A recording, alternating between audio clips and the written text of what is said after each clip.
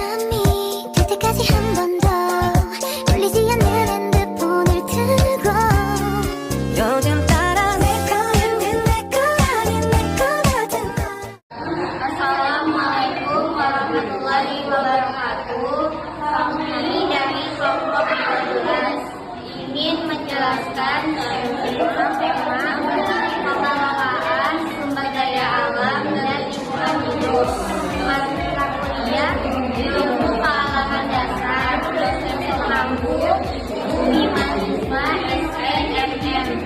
Assalamualaikum warahmatullahi wabarakatuh. Perkenalkan, nama saya Sekar Arun Kinanti. Saya akan menjelaskan tentang pengelolaan sumber daya alam dan lingkungan hidup. Sumber daya alam merupakan unsur lingkungan yang terdiri dari sumber daya alam hayati, sumber daya alam non-hayati, dan sumber daya buatan merupakan salah satu aset yang dapat dimanfaatkan untuk memenuhi kebutuhan hidup manusia. Dalam memanfaatkan sumber daya alam, manusia perlu berdasar pada prinsip ekofisiensi, artinya tidak merusak ekosistem, pengembalian secara efisien dalam memikirkan kelanjutan SDM. Sumber daya alam adalah semua kekayaan bumi, baik biotik maupun abiotik yang dapat dimanfaatkan untuk memenuhi kebutuhan manusia dan kesejahteraan manusia. Misalnya, tumbuhan, hewan, udara, air, tanah, bahan tambang, angin, cahaya matahari, dan mikroba atau jasa trenik. Pemanfaatan sumber daya alam harus diikuti oleh pemeliharaan dan pelestarian karena sumber daya alam bersifat terbatas. Maka dari itu, dalam pengelolaan sumber daya alam harus berdasarkan prinsip-prinsip berwawasan lingkungan dan berkelanjutan. Selanjutnya, saya akan menjelaskan tentang permasalahan kependudukan terkait dengan lingkungan hidup. Yang pertama ada pertumbuhan penduduk yang meningkat. Jumlah penduduk yang terus bertambah, terutama di negara berkembang, menyebabkan kebutuhan akan pangan, energi, perumahan, dan lahan semakin meningkat. Dampak lingkungannya, penggundulan hutan, deforestasi untuk membuka lahan pemukiman dan pertanian, kehilangan habitat flora dan fauna, meningkatnya emisi karbon akibat aktivitas manusia. Yang kedua ada urbanisasi dan pemukiman kumuh. Banyak orang berpindah ke kota untuk mencari pekerjaan, tapi kota tidak mampu menampung secara layak. Dampak lingkungannya, terbentuknya kawasan kumuh yang minim sanitasi, pencemaran air dan tanah karena limbah domestik yang tidak dikelola, kemacetan dan polusi udara meningkat. Yang ketiga ada eksploitasi sumber daya alam berlebihan. Untuk memenuhi kebutuhan populasi, sumber daya alam atau hutan, air, tambang, dan tanah dieksploitasi secara masif. Dampak lingkungannya, degradasi lingkungan atau kerusakan tanah, air, dan udara, kepunahan spesies dan menurunnya keanekaragaman hayati, dan krisis energi dan air bersih. Yang keempat, masalah sampah dan limbah. Semakin banyak manusia, semakin besar pula volume sampah yang dihasilkan. Dampak lingkungannya, pencemaran sungai, laut, dan tanah, produksi sampah plastik dan bahan kimia yang sulit terurai, ancaman terhadap kehidupan biota laut dan kesehatan manusia. Yang terakhir ada pemanasan global dan perubahan iklim. Aktivitas manusia seperti industri, transportasi, pembakaran bahan bakar fosil menghasilkan gas rumah kaca. Dampak lingkungannya ada suhu bumi meningkat, cuaca ekstrim seperti banjir, kekeringan, dan badai, gangguan pada siklus ekosistem. Sekian penjelasan dari saya. Slide selanjutnya akan dilanjutkan oleh Syafira. Terima kasih. Baik, saya akan melanjutkan untuk menjelaskan slide selanjutnya, yaitu landasan hukum sumber daya alam di Indonesia sebagai berikut. Yang pertama, UU No. 5 Tahun 1990 tentang konservasi sumber daya alam hayati dan ekosistemnya untuk mengatur sistem penyangga kehidupan, pengawasan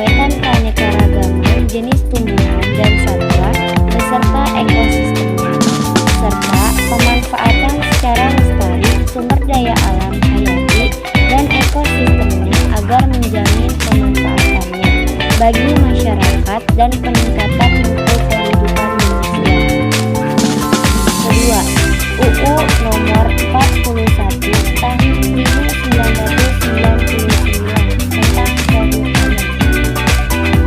Ketiga, UU Nomor 16 Tahun 1992 tentang karantina hewan, ikan, dan tumbuhan. Keempat, UU Nomor 21 Tahun 2004 tentang keamanan hayati atas Konvensi tentang keanekaragaman hayati. Selanjutnya, adapun prinsip sumber daya alam di Indonesia sebagai berikut. Pertama, prinsip keberlanjutan. Sumber daya alam yang harus dimanfaatkan dengan cara yang tidak menghabiskan atau meneruskannya untuk generasi mendatang. Kedua, prinsip keadilan. Semua masyarakat berhak atau atas manfaat sumber daya alam. Ketiga, prinsip kedaulatan. Sumber daya alam adalah milik bangsa Indonesia sebagaimana tercantum dalam UUD Pasal 33 yang berbunyi, bumi dan air dan kekayaan alam yang terkandung di dalamnya dikuasai oleh negara dan dipergunakan sebesar-besarnya kemakmuran rakyat. Keempat, prinsip ekologis. Pemanfaatan sumber daya alam harus mempertimbangkan daya dukung dan daya tampung lingkungan, menjaga keanekaragaman hayati, mencegah pencemaran dan kerusakan lingkungan. Kelima, prinsip efisiensi dan efektivitas sumber daya alam harus digunakan dengan efisien dan tepat, menggunakan teknologi ramah lingkungan. Keenam, prinsip partisipasi masyarakat. Masyarakat berhak wajib ikut serta dalam perencanaan dan pengawasan sumber daya alam, menjaga kelestarian lingkungan sekitar. Selanjutnya, adapun upaya konservasi sumber daya alam di Indonesia sebagai berikut. 1. Penetapan kawasan konservasi berdasarkan UU No. 5 Tahun 1990. Pemerintah telah menetapkan kawasan konservasi di Indonesia. 2. Penetapan peraturan perundangan yang berhubungan dengan konservasi pengelolaan sumber daya alam beserta ekosistemnya perlu diberi hukum yang jelas, tegas, dan menyeluruh guna menjamin kepastian hukum bagi upaya pengelolaannya. Ketiga, keterlibatan masyarakat dalam upaya konservasi di Indonesia saat ini. Pengelolaan suatu kawasan konservasi melibatkan masyarakat dalam pengelolaannya. Keempat, pengendalian perburuan dan perdagangan satwa alami secara nasional. Otoritas pengelolaannya dilakukan Dirjen PHKA, sedangkan otoritas ilmiahnya dilakukan LIPI. PHKA berwenang menerbitkan ekspor sesuai kuota dan LIPI berperan sebagai penasehat pada otoritas pengelola. Kelima, pengembangan ekonomi alternatif sebagai tindak lanjut dari keterlibatan masyarakat adalah pengembangan ekonomi untuk meningkatkan taraf hidup masyarakat di sekitar kawasan perlindungan. Keenam, menghindari introduksi spesies eksotik. Masuknya spesies eksotik atau spesies asing akan menimbulkan masalah bagi spesies lokal karena menimbulkan kompetisi atau membawa penyakit. Ketujuh, penetapan kawasan lindung dengan pendekatan spesies identifikasi spesies yang memerlukan prioritas utama merupakan langkah awal untuk menjaga kelangsungan hidup spesies tersebut dari ancaman kepunahan. Kedelapan, pemanfaatan sains dan teknologi upaya perlindungan, pelestarian, dan pengelolaan keanekaragaman hayati dapat dilakukan dengan memanfaatkan kemajuan ilmu pengetahuan dan teknologi yang saat ini berkembang pesat. Terakhir, ke-9, pemanfaatan energi terbarukan. Waste for energy, biodiesel, biogas, solar cell, mass transportation, organic for agriculture. Baik, sebelum kami tutup PPT kali ini atau penjelasan kali ini, kami mempunyai suatu video yang bisa kalian simak dengan baik. Videonya sebagai berikut. Sumber daya alam adalah segala sesuatu yang berasal dari alam. Sumber daya alam digunakan manusia untuk memenuhi kebutuhan dan kesejahteraan hidupnya. Berdasarkan asalnya, sumber daya alam dibagi menjadi sumber daya alam hayati dan non-hayati.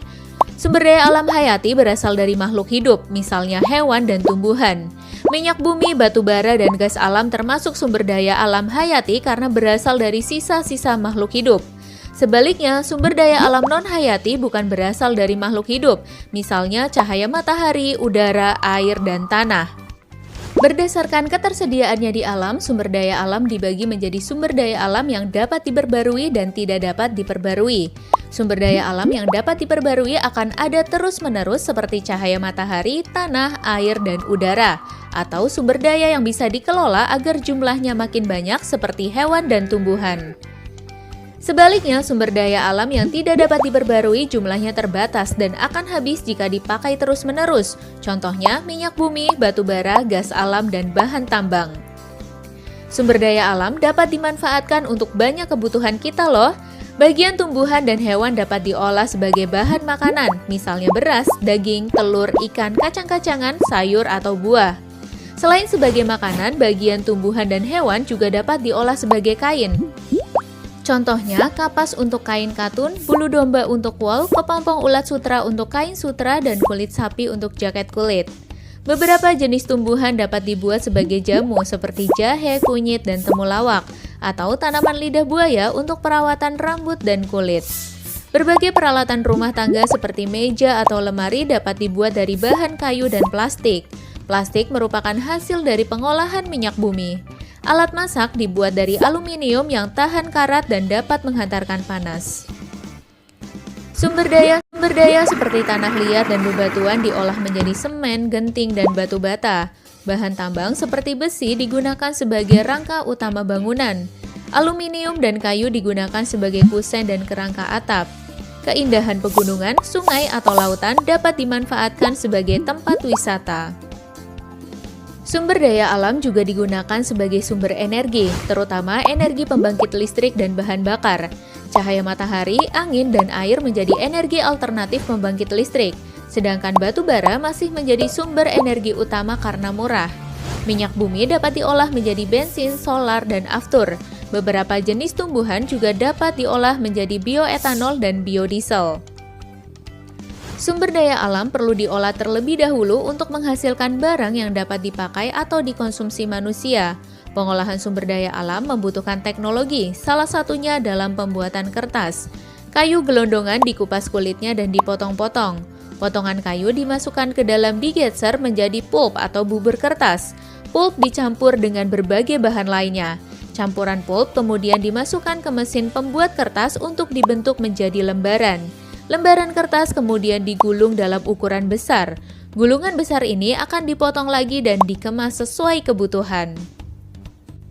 Sumber daya alam harus dilestarikan agar tidak habis atau rusak. Banyak cara yang dapat kita lakukan untuk melestarikan sumber daya alam. Hewan dan tumbuhan yang digunakan sebagai bahan pangan dapat diperbanyak dengan cara membuat peternakan, perikanan, atau perkebunan. Pelestarian hewan dan tumbuhan yang langka atau hampir punah dapat dilakukan dengan cara konservasi seperti membuat taman nasional, cagar alam, atau suaka marga satwa. Hutan ditebang dengan sistem tebang pilih, kemudian ditanam kembali. Tanah bekas pertambangan juga harus dipulihkan agar dapat dimanfaatkan lagi. Nah, kamu sudah lebih tahu ya tentang sumber daya alam. Sekarang gimana nih biar jadi lebih bijak? Pertama, pakailah sumber daya alam sesuai kebutuhan dan tidak berlebihan ya. Kedua, jangan lupa untuk memelihara lingkungan agar tidak tercemar. Caranya dengan tidak membuang sampah sembarangan, mendaur ulang sampah, dan mengurangi produksi sampah. Terakhir, sumber daya alam yang disediakan Tuhan untuk kita harus kita syukuri ya. Salah satu bentuk syukur kita adalah dengan menjaga dan melestarikan alam.